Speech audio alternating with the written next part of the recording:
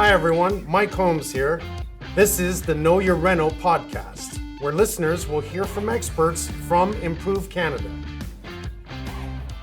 Hi, my name is Olga, and I'm the host of the Know Your Reno podcast at Improve Canada. And today in the studio with us virtually, we have Glen Peloso, the principal designer of Glen Peloso Designs, and he's going to be talking to us about why we renovate and what is the big why behind undertaking any major renovation project. How are you?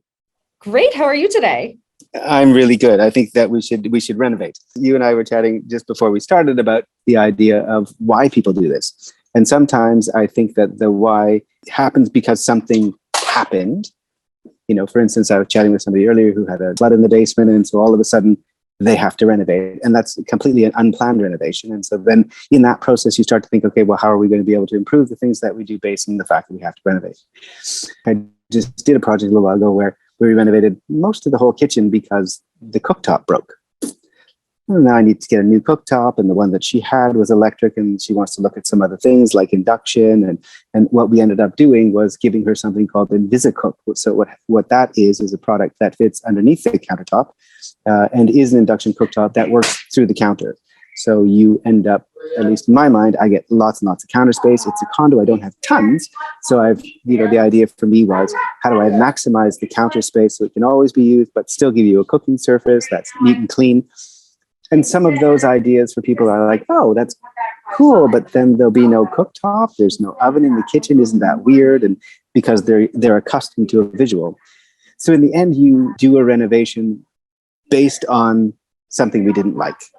COVID was a really good one. I know that you talked a little bit about this on the previous episode, where the shape of a house now all of a sudden, you know, these open concept houses changed a little bit because we love that sort of open concept space. But now I need a place for grade 3. I need a place for grade 7. I need a place for, you know, dad to do work. I need a place for mom to go to her office, and everybody had a virtual space, wanted some privacy, and also wanted to be able to have an open concept house at the same time. And so this open concept thing all of a sudden was as much of a problem as it was a solution. And so I guess the point I'm making is that people generally start renovations because they don't like something about their house. That seems to me to be a really smart way to figure out what's not working. And often, you know, when I start working with people, some of the questions are, okay, so tell me what it is about this space that you don't like. Like, you must have done a bunch of renovations on your own, have you? Are you in a house or are you in a condo? No, I'm in a house, and you know, I've done the landscaping, I've done the bathroom, I've done all of that, and it definitely starts with, oh, this color is awful, and this lighting is awful, and I wish, you know, my walls were different. I wish I had a different tile in here. And then it's almost like, to me, it's almost like buying an outfit. You buy a dress, and then you realize you don't have the shoes, and then you realize you don't have the purse, and you're kind of like, okay, well, I might as well just do the entire thing. Right. No, it's true. I mean, it's interesting. Like you said that, you know, I don't like the color. And people often say, you know, as a solution to what the problem is, they'll say, you know, we find this color too dark. And I'm like, Now, when I think of color, I think of it in various degrees of richness, but I don't think of it in terms of lightness and darkness. If you find the room too dark, your problem is lighting, not paint. So you need to fix the lighting in order to solve that problem. I've said to people in the past, it's difficult to be someone who owns a home, massive investment, like it's probably the most expensive thing you own. And then you want to make changes, and then all of a sudden you're asked to make all of these decisions about things that what kind of plugs do I want to have? Is this going to be Wi-Fi enabled? Do I want Cat 5? Am I going to have radiant heat? Am I going to have forced air gas? And where do I want the registers to be? How do I want them in the ceiling? How do I want regular air conditioning, or do I want mini splits? And all of these things that for the people who are in the industry, are like, oh, I know what that is, and we can have interesting conversations about it. So then you hire a contractor, and hopefully you hire a designer to help you through the process, and you have to make all these decisions. And you're like, which is to me similar to, you know, going to the doctor to say, you know, I have a really intense pain in my shoulder joint, and he says, oh, okay, well, what would you like to do? And you're like, I don't know. Aren't you supposed to be able to tell me what to do? Well, there's these 10 different medications. Which one would you like to take? And which is sort of the process of renovation. You're asked to make all of these decisions about things that you just don't know anything about. So you ideally want to hire someone to help you solve the problem.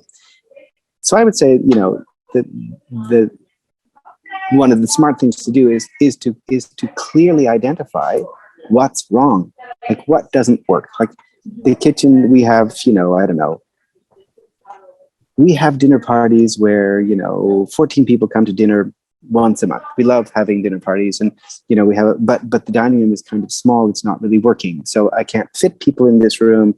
It's awkward, and to me, I go, okay, well that's a clear problem that's going to have a clear solution. How you get to the solution, whether or not it's going to be wallpaper and Swarovski crystal and huge chandeliers, two over this massive, traditional table, or it's going to be, something that's a live edge table with a bench on one side and a series of mismatched chairs on the other side, with, exposed light bulbs strung over a pipe that give you this totally other kind of look, in the end, doesn't really matter. Because the people quickly want to jump to, well, what light fixture would we use and what do we do with this? What do we do? I'm like, back up. We haven't even decided, and the analogy that I often use is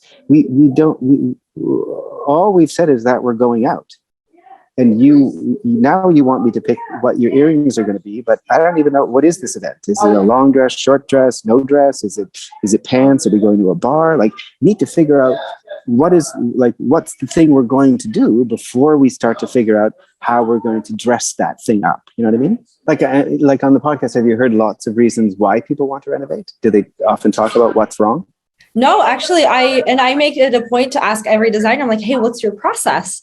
And a lot of the time I get we sit down for a consultation and we take a look at their space and we figure out what they need and we do this. And it's never like we approach it from a standpoint of why. It's always, how are we going to get to the final destination? And I think that's also how you lose focus in terms of budget. It's how you lose focus in terms of,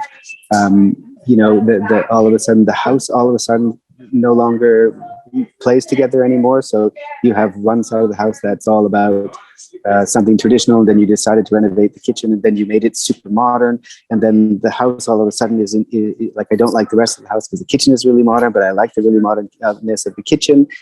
So then I have to renovate the rest of the house.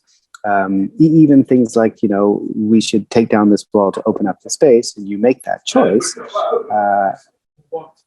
without considering, okay, so if I take out the wall, that may solve a problem, but I'm going to create a problem. There's going to be no floor under that wall. So are we planning to redo the floor on the whole main level, just in this space? How are we going to make that transition? What is the thing that we're trying to solve to make this space more livable? And therefore, do we want to spend the money to be able to do that? And I think if you go through the process of figuring out what is it that I'm trying to fix, you'll come up with a really good way of spending your money and achieving the goal that you want to achieve. I mean, another thing that I often talk about is people spend a ton of money on renovation. And like, okay, you've budgeted your renovation, but you haven't budgeted anything for furniture. I often say at the beginning, hey, as you're coming up with a budgeting process and you're trying to, we want to have, if for instance, someone said, just as an example, hey, we'd like to, take down a wall, open up the kitchen, add a great room so that we can have a better family, enjoyment space. And so through that process, we talk about how much it's going to cost, and then they've sort of figured, okay, well, we can afford that. And I say, but, we haven't really considered how you're going to finish the space. What you want to have, or the way you described what it is that you want to have, is you want to have a kitchen. We got that part. And you want to be able to have an eat-in kitchen. We got that part. And then you want to have a great room. And we've only talked about, the walls, the floors, the, lighting. What are you going to sit on? Because the thing that you want to solve is you want to have a great family space, which means you're going to probably, at a guess. You're going to need some places to see. You're going to want to have a sectional and probably a couple of other chairs and a big, ottoman perhaps. And then there's going to be a TV, because why else? That's the idea of having a great room. And then you're probably going to want to have a sound system. And we've put in these two massive windows, and we're going to need to cover them somehow, because, it's these two black holes once the sun goes down. How are you going to do that? And all of that is easily doable, but you haven't budgeted it. By creating this great room with no furniture in it, it doesn't solve your problem, which is, I want a family space. So for me, a little bit, if I approach it from the point of view of what is it like, what problem are you trying to solve, then it helps you figure out how to guide somebody best so that they don't have to get lost in the process of, or finally, in the end, being unhappy, because that's what often happens. You get this, wonderful room, and then they aren't able to use it. I mean, I worked for a client, this was a little while ago, but in their process, somehow somebody told them that their master bedroom could be 20 by 20. So it was massive, like 20 feet by 20 feet is a massive, massive room. That's the size of my whole office. Right. Like it's crazy. And so I said, okay, so how are we planning to furnish this? Like what, you're going to put a king size bed in there. You can get a California king in there. It's still going to look like a single on a 20-foot wall. So you're going to need to have, two junior dressers on either side of that bed that are going to have lamps in them. And then we'll need to have some sort of bench at the end of the bed. And probably there's going to have to be a whole other room grouping after the bed, just so that this room doesn't always feel empty. Mm-hmm. What you thought you wanted was a master bedroom that was grand. In the process of doing that, you didn't anticipate, how am I going to fill this room, and then what's the function of that? Because going through the space, so often for me, when I think about how to design a space, I think about how it's going to be used. So okay, we're going to come in. You're going to need a place to hang up your coat and take off your shoes. And okay, that's fine. And then I'm going to have some bags and some keys and stuff. And so I'm going to put them where? So I'll need some credenza or something that's going to sit there. There's going to need to be some light. I'm going to come home. It's going to be dark. Is this going to be Wi-Fi enabled? Is it going to be motion detected? Or how is this process going to work? And then I'm going to step into the main hallway. You have a central hall plan.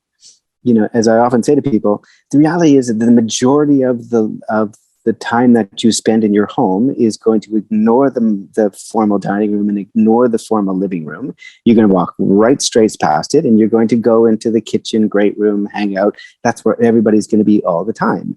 And sometimes when people are space constrained, they need an extra office or that kind of stuff. I'm like, okay, realistically, do you actually use the living room, dining room at all? Really? Could we cut it in half? Like, really, it's a walk-by room. We don't really use it. So maybe we take a portion of that and that becomes your office, and we take a portion of the formal dining room and that becomes your office. Because if it's a space that you use twice a year, could we not repurpose that space? As it just doesn't make a lot of good sense to use it in that fashion, as opposed to adding on to the house. So that you're able to spend your money appropriately, as opposed to spending your money on something that you think that you want to have because you think your friends are going to judge you about having it. Do you know what I mean? You're right. It is the biggest purchase of our lives. It's so intimate. We spend so much time in our homes. And I think approaching it in a very mindful way and coming from a very mindful place of what is the purpose and what am I trying to solve and how is this going to make my life better? I think ultimately that should be the end goal, rather than I saw this on Pinterest and I loved it and I want that. I'm Mike Holmes. I've been trying to educate people on how to build it right, how to prioritize your renovations, and how to pick products and materials that will last. We love speaking to the Improve experts about how they are supporting the skilled trades. This is important to us, and it takes a whole community to stand behind the effort. Visit improvecanada.com to start your home improvement project the right way. Subscribe to the Know Your Reno podcast to learn more about how to renovate it right. And if you do see me at Improve Canada, please come by and say hi. Hope you enjoy the podcast and keep making it right. I've said to people, if they're too concerned about what my friend has, and my friend has this, and I like this, and I saw this in another friend's house, and I don't want my friends to come in here, then I'll sometimes, respectfully say, should we invite your friend to this process? Because obviously she needs to be pleased, or he needs to be pleased.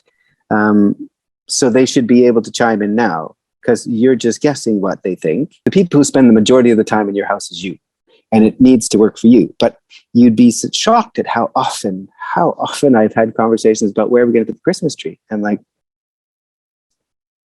surely we're not going to build a house or build a room to suit the Christmas tree. That's up for 2 weeks. Like, what are we going to do with the Christmas tree space when it's not those 2 weeks? And we'll work that out.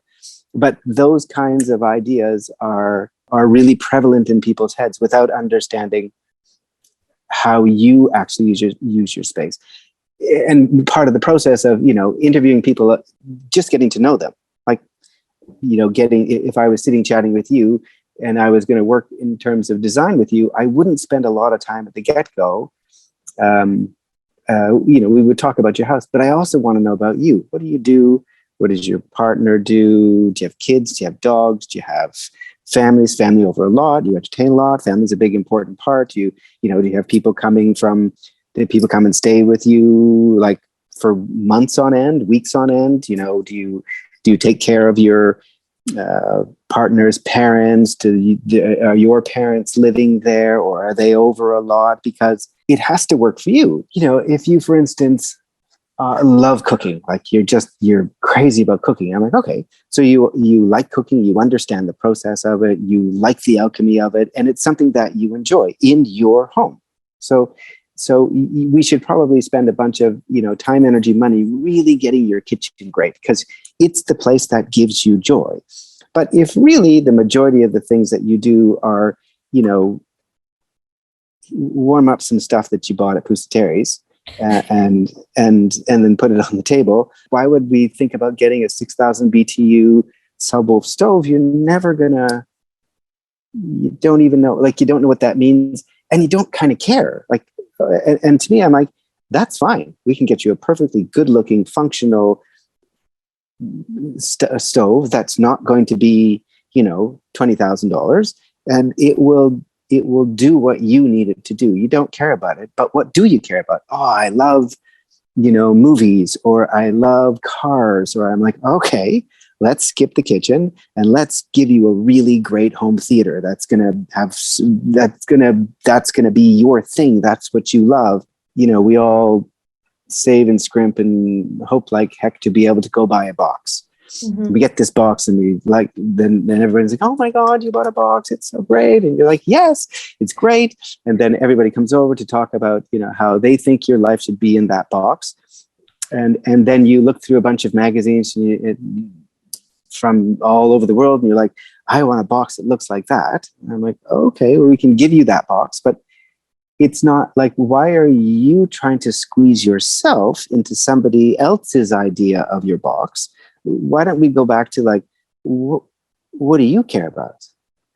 What do you care about? I mean, I've had some clients who absolutely have the means to be able to do almost everything that they want to do, but also really like to travel. We really like to travel. So we don't want to spend a lot of money on this. We want to travel. And I'm like, okay, so we can let's figure out what it is that's important about here that still allows you enough budget to be able to travel comfortably, and still gives you the comfort that you need here. So whatever it is that your passion is, for that couple, I'm like, I built them a curio because they collected these kinds of figures that they got from all over the world. And I'm like, okay, well, this would be where you're going to collect them. This would be how you're going to display them, so that you will have a reminiscence of your travels while you're home. And I think that, starting the process with what it is, what we want my box to be, so that I'm happy in my box. One of the most beautiful directions I had from a client once, who was an incredibly wealthy man. He said, I just want my home to be a place where I come in, I shut the door, and I feel like I can breathe out. I'm like, what? That's an incredible thing to say. And then gives me lots of room to sort of explore. What does that feel like for you? Describe spaces to me in your life where you felt like they provided you with calm, or you had that sense of, and whether those spaces were, and for everybody, it's different. They like that. Some people like clean, super white, everything is, spotless, that kind of thing gives them calm, or other people like things that are sandy, earthy, natural, running water, all of those kinds of things give them like they've gone to the spa kind of feeling. Those are the things that are ultimately going to tell you how best to spend your money, what to focus on. And then they give everybody on your team, designer, the contractor, a clear focus around what it is that you're trying to achieve, so that you don't spend too much money. I think that's such a fantastic perspective. And I think it's such a fresh perspective because especially now, we're exiting COVID-19, but I know for a lot of people, it was a really tough pill to swallow to realize that they don't like their space. They don't feel good in their space. And when we were all stuck in all of our spaces and we had no way out, I think that's when a lot of people that realize that this is a problem and I have to solve this problem. Otherwise, I'm not going to be happy about it. COVID, it's forced people to realize that the stuff that they live with typically at the end of the day for a couple of hours before they go to bed, it's okay. Like, I get up and I go to the gym and I get ready at the gym, and then I go to the office, and then I come home, and then I spend a couple of hours at home. We're in the kitchen for a bit, and then we move to the family room, we watch a little bit of television, we go to bed. So it's not such a big deal to sit on a sofa for an hour. But if all of a sudden that becomes the space that somebody has to do school from 6 hours a day, that sofa sucks. It's now dirty, it's overused. And so as you use something more and more and more, you figure out how you don't like it. I don't know where to sit. I'm not comfortable. The furniture is not comfortable. It doesn't focus on the television. And then, get through that debate of people going, well, I don't want the living room to be all about watching television. And my rebuttal is, but it is how it's used 90% of the time. You watch television here. So why don't we make it so that it's a comfortable television space with the opportunity to turn it into a conversation circle, and then we just turn the TV off. I mean, I loved, for instance, Samsung made the frame, which I'm sure you've seen. And I've used it like 15 times because I'm like, it's just such a great way of taking the television away and making it a piece of art.